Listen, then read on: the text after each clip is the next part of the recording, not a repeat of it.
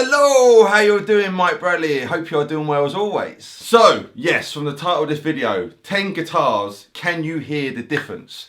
So, this was a little idea I had on Instagram I posted yesterday actually, and I thought I'd do this again for YouTube, what would be quite interesting. And then a lovely guy, his name, Raf Mastrangelo, hopefully I pronounced your name correctly, you gave me a really good idea of kind of doing like a blindfold test, but for you guys. I did this once before, a Les Paul Stratocaster blindfold test I remember doing. I'll put a link up there if you want to check it out. I thought this would be really interesting, kind of our cover the guitars, you know, with the beautiful art of editing. And we're just gonna do the bridge pickup, and I'm gonna do a simple, cool little bluesy lick idea in the key of A. And then you can write your answers down, no cheating. Don't go straight to the comment section straight away.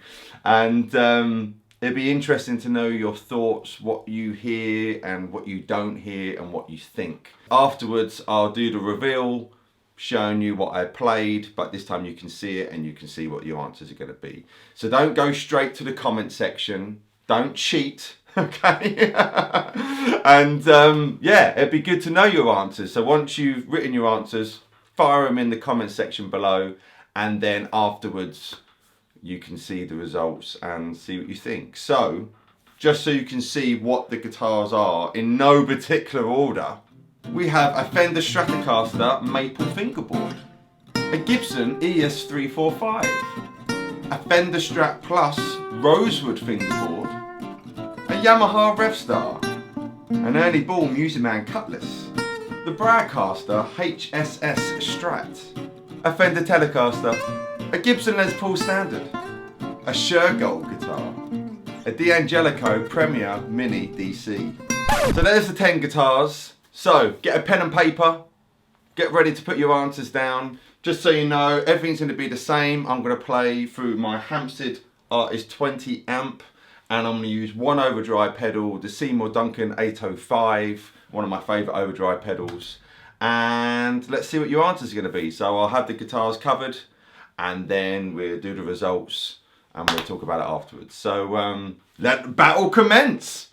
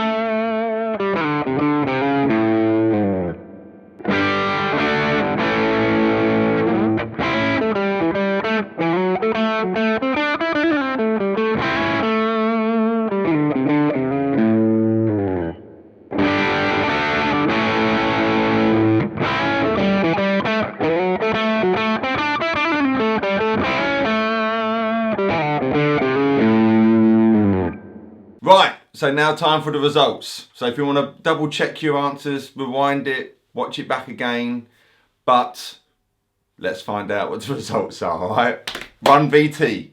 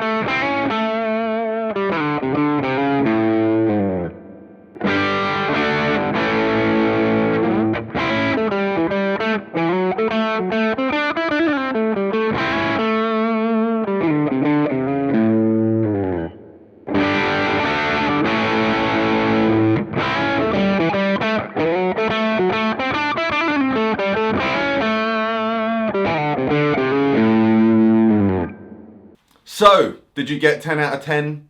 Did you get 5 out of 10? Did you get 1 out of 10? Did you get them all wrong? Let me know right now what you did in the comment section. It'd be great to know. In case you're thinking, what do I think? I think the worst sounding, if I want to say the word worst, but certainly the weakest sounding guitar was the Revstar. It's really noticeable how weak sounding the pickups are compared to all the other 9 guitars. I was quite blown away by that, because I do like the sound of this guitar usually, but when I was hearing this, I knew the pickups were weak in it, but I didn't realise they were that weak. So that gives me food for thought, certainly going forward.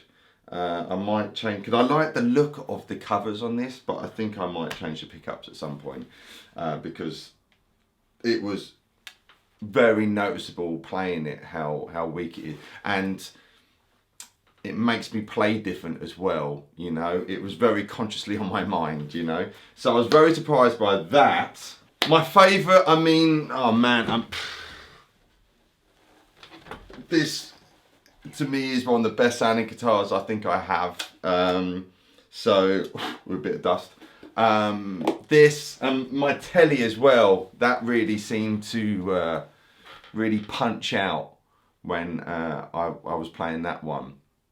But also they're all quite similar, but obviously the reason they're quite similar is because it's me playing. And I don't mean that in an ego way. It would be the same if you were playing 10 guitars, you know. Such a huge part of our guitar tone is us, is our hands, the way we touch it and stuff like that. And of course, we react differently to the guitars we're playing, absolutely.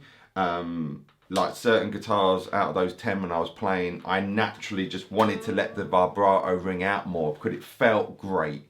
You know, this comes to mind, my telly comes to mind, my Strat Plus and my blue Strat comes to mind as well. And also I should say the D'Angelico as well. The Shergold I like. The only thing with the Shergold, those fret markers make it really hard to see where you are.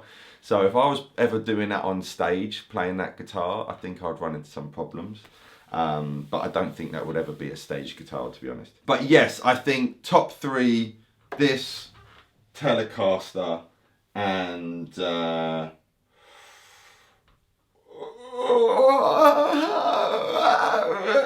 don't know.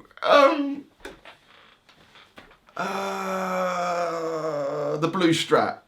Let's say that for a moment.